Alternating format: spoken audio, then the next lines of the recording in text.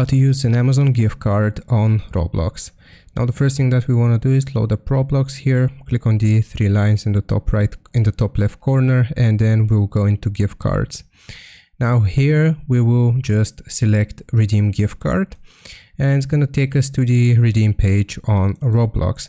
Now what we want to do is go to Amazon.com here, and if we have a gift card, we will just search for Robux in all departments, so just type Robux like so, and we will just find the amount which we want to purchase. For example, let's say that you have a $10 Amazon gift card, you will get the $10 Roblox gift card.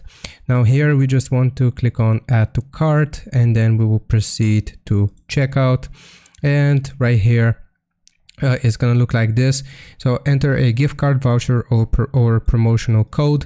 So here's where we want to type our Amazon gift card number which we have, and then this is going to purchase the Robux, and you have to check your email to find the code on Roblox, and we will just input the code which we receive on our email from Amazon here in this field for code, and you will just click on redeem, and you will have successfully used an Amazon gift card to buy Robux.